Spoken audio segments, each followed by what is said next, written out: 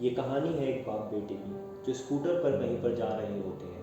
तभी जो बाप होता है उसकी नज़र पड़ती है रोड के साइड में कुछ लड़कों के ऊपर जो कि कीचड़ में कुछ ढूंढ रहे होते हैं। तो वो अपना स्कूटर वहाँ पर रोकते हैं और जाकर के उनसे पूछते हैं कि बेटे क्या ढूंढ रहे हो यहाँ पर। तो उनमें से एक बोलता है कि आपको दिख नहीं रहा, ये सामने सोने का फल है, हम उसको पाने की कोशिश कर रहे हैं। उसकी ये बात सुनते ही पिता का ध्यान जाता है उस सोने के फल की तरफ जो चमक रहा होता है।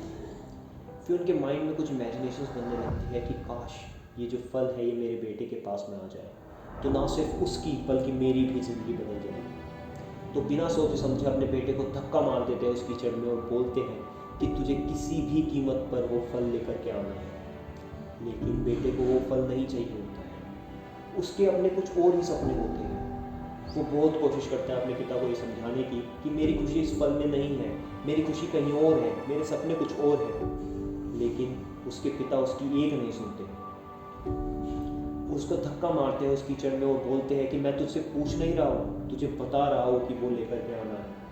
तो वो बेटा अपने बाप के सपने सच करने के लिए अपनी पूरी जान लगा देता है। वो पूरी कोशिश करता है कि किसी तरीके से वो सोने का फल उसके हाथ में आ जाए। लेकिन जैसे जैसे वो हाथ पैर मारता है उस सोने के फल को पकड़ने के लिए, वो और नीचे धंसने लगता है।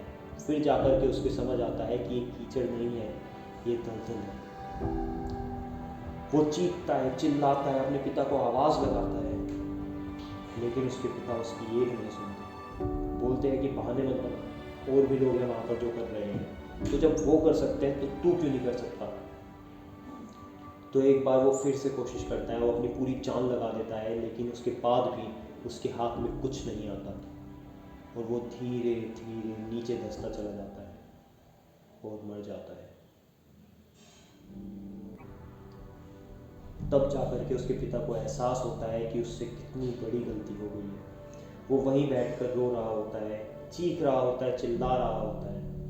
तभी वहाँ पर एक साधु आता है और वो साधु उस आदमी से पूछता है कि तुम क्यों रो रहे हो।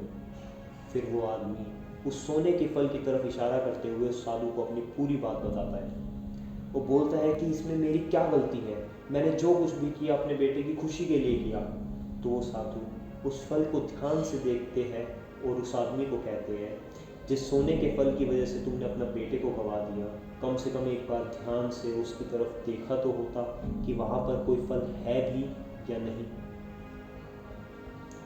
ये सुनकर के उस आदमी को गुस्सा आया। उसने कहा कि सामने तो दिख रहा है फल, आपको नहीं दिख रहा क्या। तब वो साधु उस कीचड़ के ऊपर एक पेड़ होता है जिसकी तरफ इशारा करते हुए बोलते हैं कि वो जिसे तुम देख रहे हो वो उस फल की परछाई है, असली फल वहाँ पर उस पेड़ के ऊपर है। फिर वो साधु उस आदमी को बोला कि अपने बेटे को ज़बरदस्ती धक्का देने की बजाय और उसको बताने की बजाय कि तेरी खुशी किस में है, अगर तुमने उससे पूछा होता कि बेटा तू बता, तू क्या करना चाहता है और तेरी खुशी किस में है, तो ना सिर्फ तुम्हारा बेटा जिंदा होता बल्कि हो सकता है कि उसके हाथ में वो असली सोने का फल भी होता।